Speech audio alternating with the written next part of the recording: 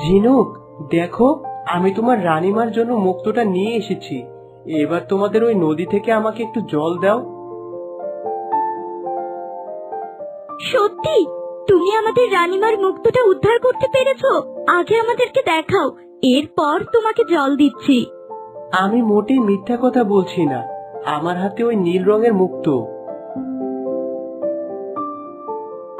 বাহ, সত্যি সত্যি তো তুমি মুক্তটা উদ্ধার করেছো। এ তো অসাধ্য কাজ। অনেক মানুষই মুক্ত উদ্ধার করতে গিয়ে মরে গেছে, আর তুমি কিনা সামান্য পাখি হয়েও মুক্তটা উদ্ধার করতে পেরেছো। আমি তো আমার কথা রেখেছি, এবার তুমি তোমাদের কথা রাখো। নাও, এই নদী থেকে যত খুশি জল নিয়ে যাও, তোমাকে কেউ কিছুই বলবে না। আজকে থেকে তুমি আমাদের অতিথি। যে কোনো বিপদে আমাদের স্মরণ করলেই আমরা সব ঝিনুকেরা তোমায় সাহায্য করব।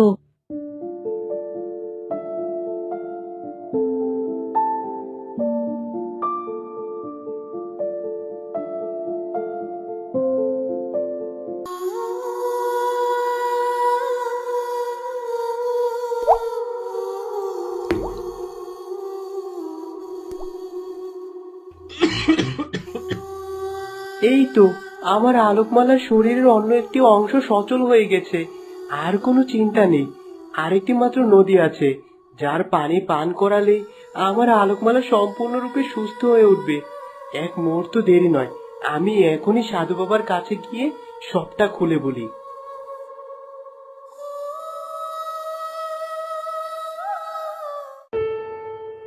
তুই তোর আলোকমালার সমস্ত শরীর সচল করতে পেরেছিস, শুধুমাত্র এখন তার চোখ খোলা বাকি। হ্যাঁ সাধু বাবা, আপনি এমন একটা উপায় বলুন যেন আলোকমালা চোখ খোলে। আর একটা মাত্র নদীর পানি, আর সেটা হলো হীরক নদীর পানি। হীরক নদীর পানি পান করার সাথে সাথে তোর আলোকমালা চোখ খুলবে, তার চোখের দৃষ্টি চলে আসবে। ঠিক আছে সাধু বাবা, আমি না হয় আর একটু কষ্ট করলাম। আমি আলোকমালার জন্য এখনই হীরক নদী থেকে জল নিয়ে আসছি।